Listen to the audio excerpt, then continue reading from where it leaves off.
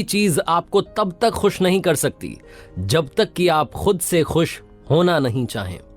नमस्ते दोस्तों, मेरा नाम है आरजे कार्तिक। आप देख रहे हैं एक छोटी सी कहानी और आज आपको भगवान गौतम बुद्ध की वो कहानी सुना रहा हूं जिससे आप लाइफ का सार जो है बहुत आसान शब्दों में समझ जाएंगे।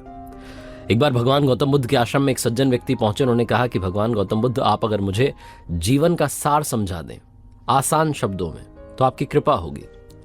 भगवान गौतम बुद्ध ने उस व्यक्ति से कुछ सवाल किए। उन्होंने पूछा कि क्या आपके बेटा है? उन्होंने कहा जी मेरा बेटा है।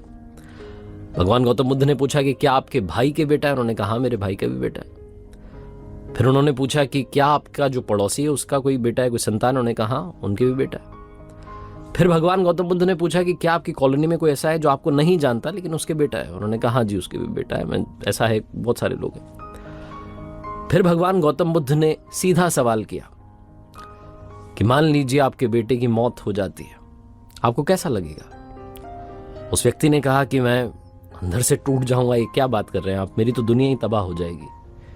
मेरे लिए मेरा बेटा ही सब कुछ है, मैं बहुत प्यार करता हूं उससे। उसके चले जाने के बाद दुनिया में कुछ रहेगा नहीं। भगवान गौतम बुद्ध ने फिर पूछा कि मान लीजिए आपके भाई के बेटे की मौत हो जाती है तो आपको कैसा लगेगा? उस व्यक्ति ने कहा कि मुझे दुख होगा लेकिन उतना नहीं होगा जितना मेरे बेटे के चले जाने से हुआ, लेकिन हाँ मैं दुखी रहूंगा।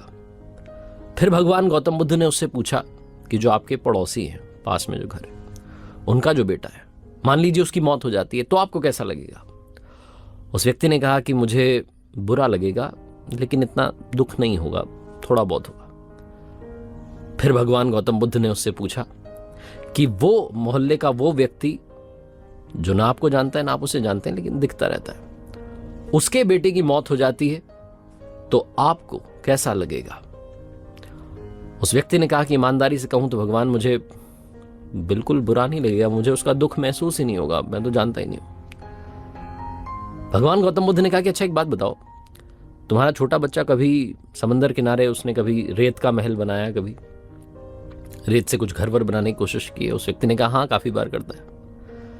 भगवान गौतम बुद्ध ने कहा कि कई बार जब लहरें आती होंगी और वो महल जो बनाता है बच्चा वो तहस नहस हो जाता होगा, तो क्या बच्चा रोता है?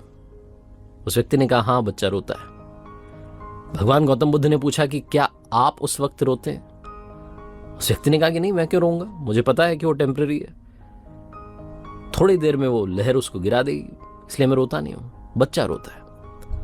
भगवान गौतम बुद्ध ने कहा कि अगर आप दुनिया की हर बात पर दुखी होते हैं तो आप में और उस बच्चे में जो रेत के महल के ढह जाने पर दुखी हो रहा है कोई अंतर नहीं है। यही जिंदगी का सार है। जिन चीजों से हम अटैच हो जाते हैं दुख सिर्फ और सिर्फ उन्हीं का होता है। जिनसे हमें अटैचमेंट नहीं होता उनका हमें कभी दुख नहीं होता।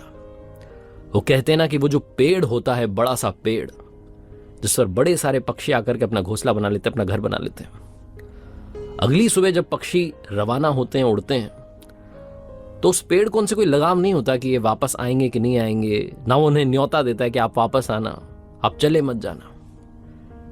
उस पेड़ की तरह बनिए जिसे सच्चाई मालूम होती है कि इस दुनिया में सब कुछ टेम्पररी है। अगर आपने सत्य सच स्वीकार लिया, मान लिया, तो आपके दुख का जो लेवल है वो थोड़ा कम हो जाएगा। यही दुनिया का सार है। आप देख रहे थे एक छोटी सी कहानी। ये कहानी से ज्यादा सीख वाली बात है जो आपको लाइफ का सार समझाती है।